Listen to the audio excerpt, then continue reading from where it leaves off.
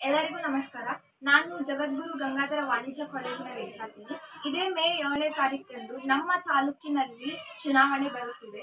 ಹಾಗಾಗಿ ಪ್ರತಿಯೊಬ್ಬರು ತಮ್ಮ ಮತವನ್ನ ಚಲಾಯಿಸಬೇಕೆಂಬುದು ನನ್ನ ಕಳಕಳಿಯಾಗಿದೆ. ಮತದಾನವು ಪ್ರಜಾಪ್ರಭುತ್ವದ ಒಂದು ಅವಿಭಾಜ್ಯ ಅಂಗವಾಗಿದ್ದು, ಮತ ಚಲಾಯಿಸುವುದು ಎಲ್ಲರ ಅವಶ್ಯಕ ಕರ್ತವ್ಯವಾಗಿದೆ. ಹಾಗಾಗಿ ಎಲ್ಲರೂ ತಪ್ಪದೆ ನಿಮ್ಮ ಮತವನ್ನ ಚಲಾಯಿಸಿ. ಮತ ಏಕೆ ಚಲಾಯಿಸಬೇಕು, ಯಾರು ಚಲಾಯಿಸಬೇಕು ಅಂತ ಒಂದಿಷ್ಟು ಗೊಂದಲಗಳು ನಿಮ್ಮಲ್ಲಿರುತ್ತವೆ. ಮತದಾನವನ್ನ 18 ವರ್ಷ ತುಂಬಿದ ಯುವತಿ ಯುವಕನಿಂದ ಹಿಡಿದು ವೃದ್ಧರವರೆಗೂ ಎಲ್ಲರೂ ಮತವನ್ನ ಚಲಾಯಿಸಬಹುದು. ಹಾಗೆ ಮತವನ್ನ ಯಾವ ಕಾರಣಕ್ಕೆ ಚಲಾಯಿಸಬೇಕು ಎಂಬ ಪ್ರಶ್ನೆಗೆ, ಮತ ಚಲಾಯಿಸುವುದರಿಂದ ನಾವು ನಮ್ಮ ಧ್ವನಿಯನ್ನ ಕೇಳಬಹುದು ಮತ್ತು ನಮಗೆ ಇಷ್ಟವಿರುವಂತಹ ಕಾರ್ಯಗಳನ್ನ ಜಾರಿಗೆ ತರಬಹುದು. ಭಾರತದಲ್ಲಿ ನಾವು ಪಡೆದುಕೊಳ್ಳುವಂತಹ ಮೂಲಭೂತ ಹಕ್ಕುಗಳಲ್ಲಿ ಮತದಾನವು ಒಂದಾಗಿದೆ.